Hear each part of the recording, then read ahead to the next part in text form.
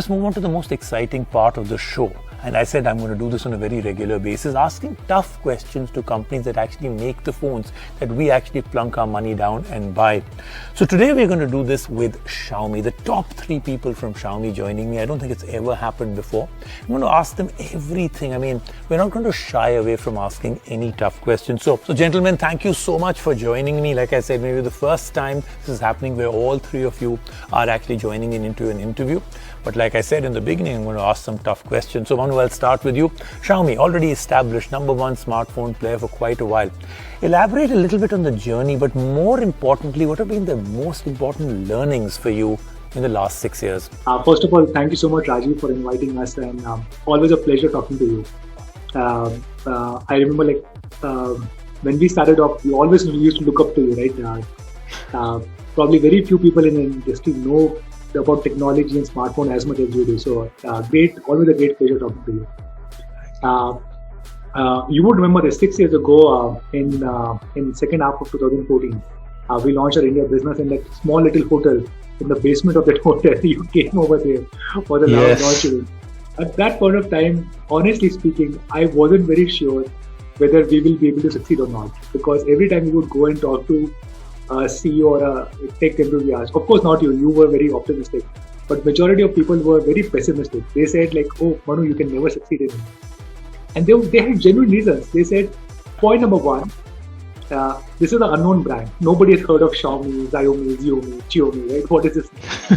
Second, you are going after a small little niche market which is online. And online at that point of time was 5% of the market. And third, you're not planning to spend any marketing dollars. Why would somebody come and buy a Xiaomi phone?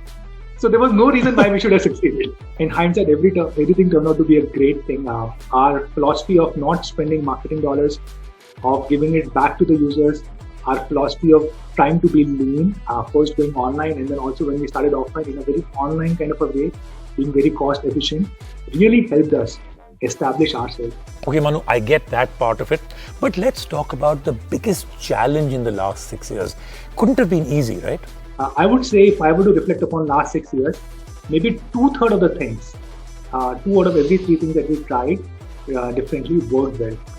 But 1 out of 3 things also failed. But the good thing was whatever failed, we shut it down quickly and then move forward without regretting too much. I think the biggest challenge, I would say by far the biggest that we have faced, is just convincing people to join Xiaomi in the early days.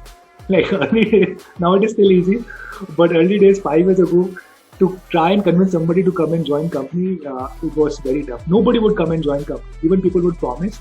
On the day of joining, people would turn down our offer and say, my parents, my wife, my spouse is not allowing me to join. This is an unknown company. We don't know whether this will succeed or not. We will not join this company. So very thankful to the team members who joined us early on and trusted us, and all our business partners who made us who we are today. But probably the toughest thing was just convincing people to join us in those first 1.5, 2 years. So Murli, something that is very important to all of us, especially it's becoming even more and more important, the whole Make in India idea. Now, you've done a great job till now, but how are you going to take this forward now? Make in India is perhaps one of the things that we are most proud of in terms of having achieved in India. We have had 2 large partners in Foxconn and Flex who've set up multi-location facilities for us. But of course, the demand is much more than that. And hence, what we have done right now is added 2 more manufacturing partners to enhance our overall manufacturing capability.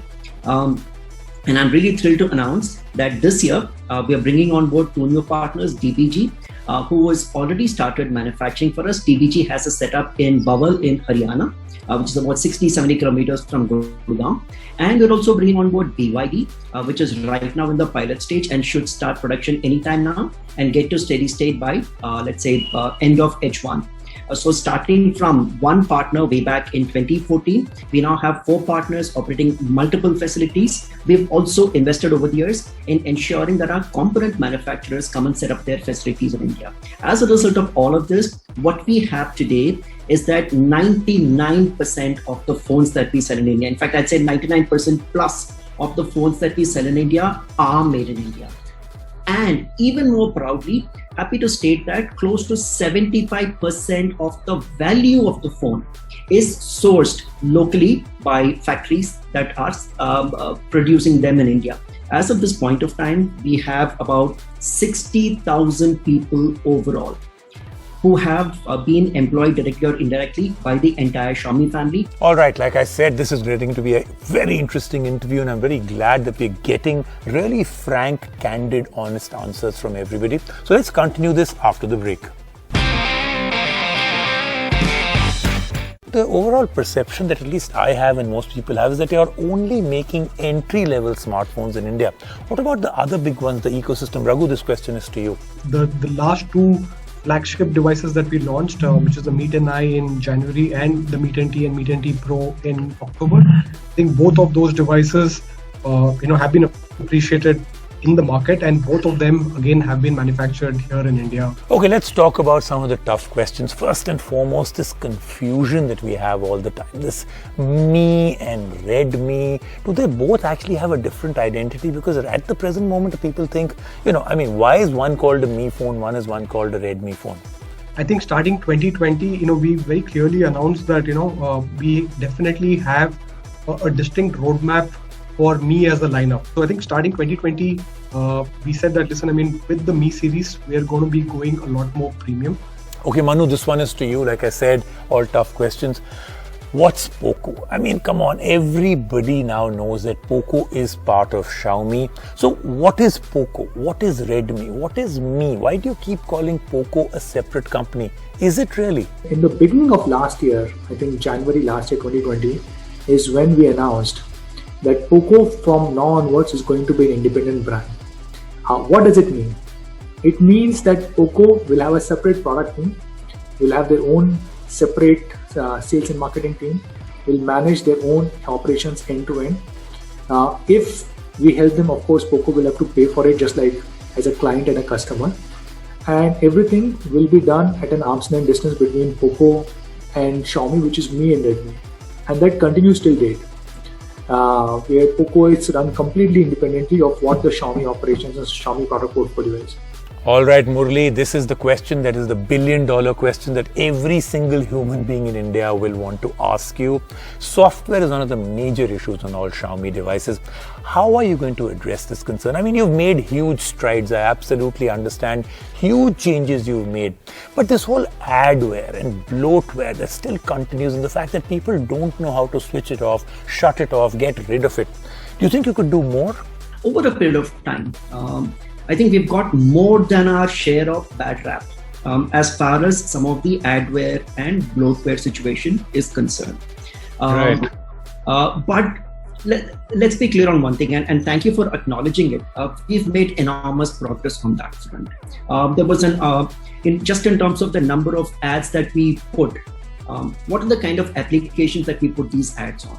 There is a security application. There are some ads on that. There is a themes application. There are some ads on that. But what is the reality? If you download a smartphone cleaner app from the Google Play Store, and if you download it for free, of course it's going to be ad supported. If you download like a wallpaper app from the Google App Store, and that specific app is free, of course it's going to be ad supported. So honestly, we're not doing anything fundamentally different from stuff that's already exists. And here it's important to distinguish between the core apps and the support apps, right? The core apps are stuff like camera, like gallery, like phone, like messaging, and so on and so forth. And we have no ads there, right? That has to be extremely clear to all of us. There are no ads on the core apps. All right, Manu, last question to you. Where do you see yourself in 4 to 5 years? What's the vision for 2025? If I look at our biggest business, which is smartphones, while we've been the number one for last 3.5 years, and we've been the number one brand in the online segment for 4 years, but in offline, we are still number 2, number 3 brand. But I believe we have still a long way to go. Now, Mi and Redmi operating fairly independently with independent teams, independent business teams, marketing and sales teams.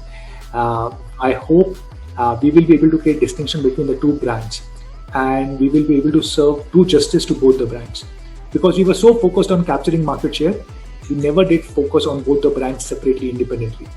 But now we are correcting it. That's priority number 2.